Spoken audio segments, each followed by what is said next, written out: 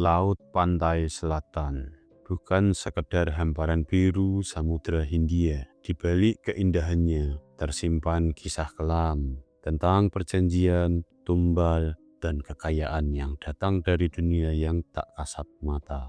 Banyak yang datang dengan niat mencari rezeki, tetapi tidak sedikit yang pulang tanpa jiwa. Pada video kali ini kita akan menyingkap tirai mistis di balik pesugihan pantai selatan. Mulai dari legenda, ritual, dan resiko-resiko yang mengintai mereka yang melakukan ritual untuk mendapatkan kekayaan secara instan melalui ritual pesugihan di pantai selatan. Kekuatan mistis dan kepercayaan tentang fenomena yang ada di pantai laut selatan sudah ada sejak zaman kerajaan kuno, terutama sejak zaman kerajaan-kerajaan Jawa sudah mengenal pantai selatan memiliki energi spiritual, penunggu gaib dan fenomena alam yang dipercaya memiliki kekuatan yang sangat besar sebagai pengayom, pelindung, dan reksa tanah Jawa. Dalam naskah-naskah babat dan serat kuno seperti babat Tanah Jawa, disebutkan hubungan spiritual antara Raja Mataram dengan penguasa laut pantai selatan. Kanjeng Ratu Kidul, ia digambarkan sebagai sosok perempuan cantik, anggun, namun berwibawa, dan juga berbahaya. Hubungan spiritual ini dipercaya menjadi sumber kekuatan dan kemakmuran bagi raja yang memerintah Tanah Jawa. Namun, seiring berjalannya waktu, keyakinan ini mulai bergeser dari hubungan spiritual menjadi jalan menuju pesugihan.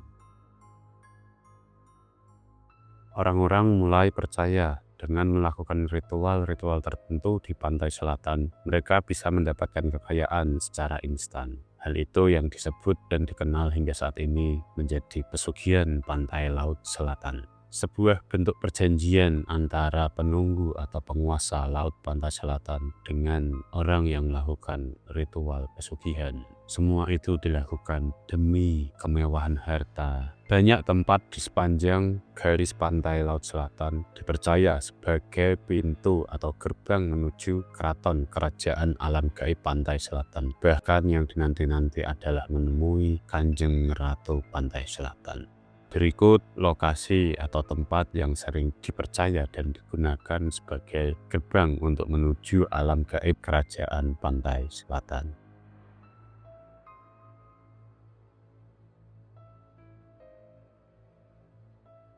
Pantai Parangtritis menjadi tempat yang paling legendaris. Di malam Jumat Kliwon, banyak orang datang membawa sesaji berupa bunga 7 rupa, dupa, kain hijau, dan kepala kambing. Mereka melakukan tirakat atau semedi di tepi pantai, berharap diberi wangsit ataupun perjanjian dengan alam gaib. Konon, jika seseorang memenuhi syarat, ia akan didatangi sesosok perempuan berbusana hijau, baik dalam mimpi ataupun seperti seakan-akan nyata. Itu adalah pertanda dari awal perjanjian dimulai.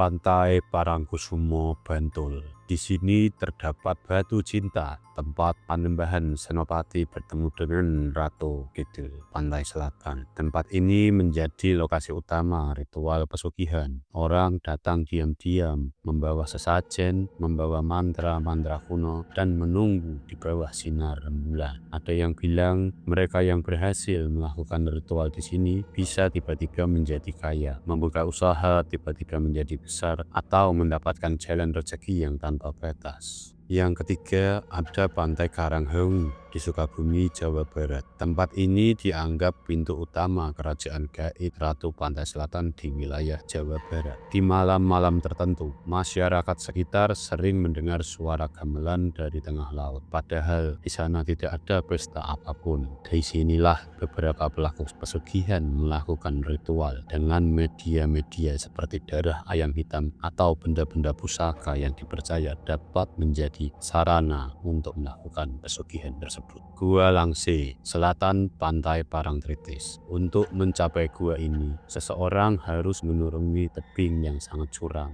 Konon di dalamnya terdapat aura yang mistis dan energi yang sangat kuat. Banyak pertapa dan pencari pesugihan bermeditasi, bertapa di sini selama 3 hari, bahkan hingga 7 hari 7 malam tanpa makan dan tanpa minum. Mereka percaya jika mampu bertahan, maka sosok penunggu gaib akan muncul dan menawarkan perjanjian untuk mencapai kekayaan. Yang terakhir ada Pantai Pelabuhan Ratu yang terletak di Sukabumi, Jawa Barat. Disinilah berdiri Hotel Inna Samudra, kamar 308 yang terkenal dikhususkan untuk Ratu Pantai Selatan. Banyak tamu hotel yang mengaku melihat bayangan wanita berpakaian hijau berada di dalam kamar tersebut. Tempat ini pun sering dijadikan lokasi ritual pesugihan bagi orang yang datang dari berbagai arah dari seluruh Indonesia.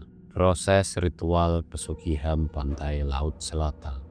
Ritual di pantai selatan tidak dilakukan sembarangan, biasanya dipandu oleh kuncen atau juru kunci sebagai pembuka pintu alam gaib antara alam manusia menuju kerajaan keraton pantai selatan.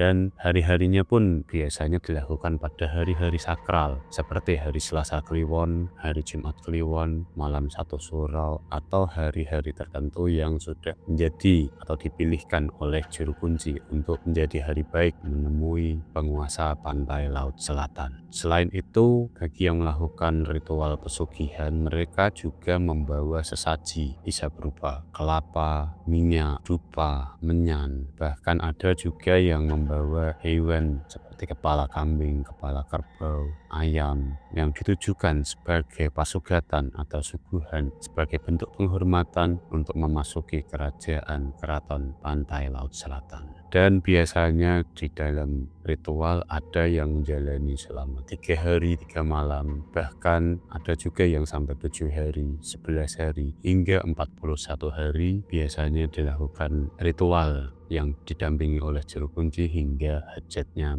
terkabul. Tidak sembarang orang bisa melakukan ritual ini. Biasanya calon pelaku pesugihan datang dengan perantara seperti seorang guru spiritual atau dukun ataupun juru kunci.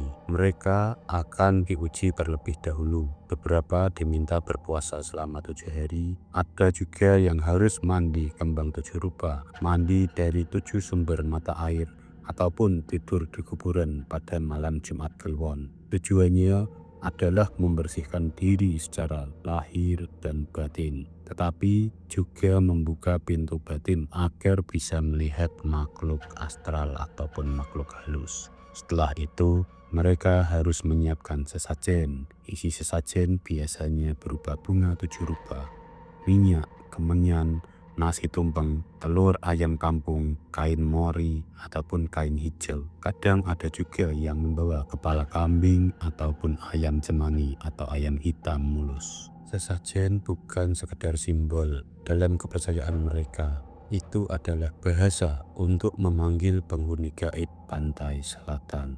Ketika semua siap, ritual akan dilakukan di waktu paling sakral, yaitu malam Jumat Kliwon atau malam Selasa Kliwon. Waktu yang diyakini sebagai portal antara alam manusia dengan alam gaib begitu terbuka. Di sekitar Pantai Parangkusumo, Parangtritis, atau Karanghawu, orang-orang sering melihat sosok berjalan pada malam hari, membawa kendi atau dupa. Mereka menuju titik tertentu yang dianggap menjadi pintu menuju alam gaib. Ada yang memilih tepi pantai yang sunyi, ada pula yang menuju gua tersembunyi seperti Gua Langsi atau Batu Karang yang dipercaya menjadi tempat singgasana Ratu Pantai Selatan. Tidak ada penerangan, hanya suara ombak dan langkah kaki yang tenggelam di dalam pasir. Dalam diam, mereka mulai membaca mantra-mantra yang telah diajarkan oleh juru kunci atau dukun yang membimbingnya. Saking skoro gitu, kaula nyuwun rezeki. Aja nanti kaula luput saka pitike. Suara pelan itu menyatu dengan angin laut, dan perlahan suasana hari mulai berubah. Ombak terdengar lebih kerap, angin berhembus lebih dingin, seolah ada yang datang mendengarkan. Saat semua siap, dupa dibakar, dan ritual inti dimulai. Mereka duduk bersila, menghadap laut dengan mata tertutup, membaca mantra pemanggil. Kandin meratu itu, penguasa sementu, memut pengaluma dan rezeki.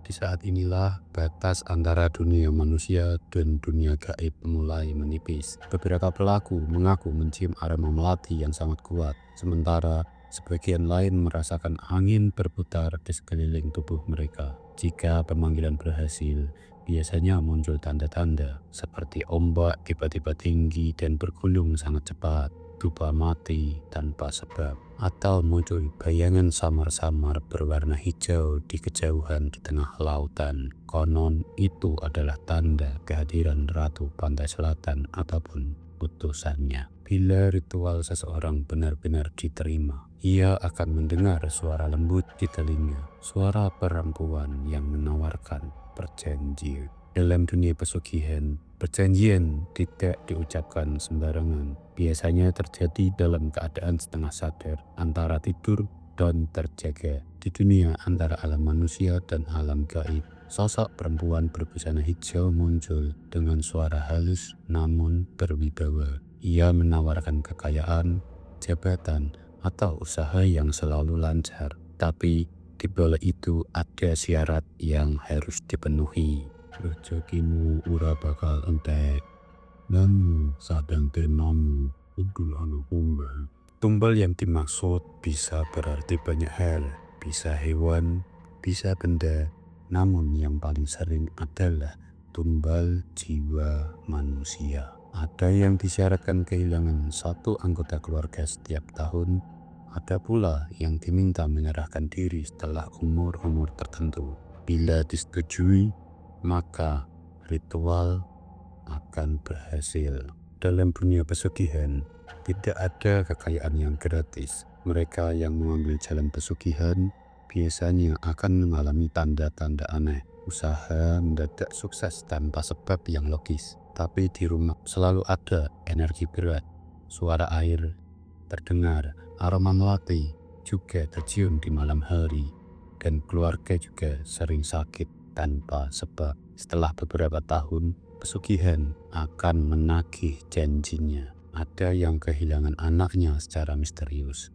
Ada yang usahanya hancur tiba-tiba atau mati tragis tanpa sebab. Dalam pandangan budaya Jawa, pesugihan adalah bentuk ketidakseimbangan antara laku spiritual dan nafsu duniawi. Padahal ajaran leluhur selalu menekankan keseimbangan. Sapa nandur bakal mundur, yang artinya siapa yang menanam ia akan menuai. Artinya kekayaan sejati datang dari laku yang benar, bukan dari perjanjian gelap dengan makhluk gaib. Laut Selatan akan selalu menjadi misteri, indah sekaligus menakutkan. Di sanalah batas antara dunia manusia dan dunia gaib seolah kabur. Tapi ada satu hal yang pasti, setiap perjanjian dengan kegelapan akan menagih harga yang tak ternilai, jiwa dan masa depan. Ingat, semua kekayaan datangnya dari Tuhan.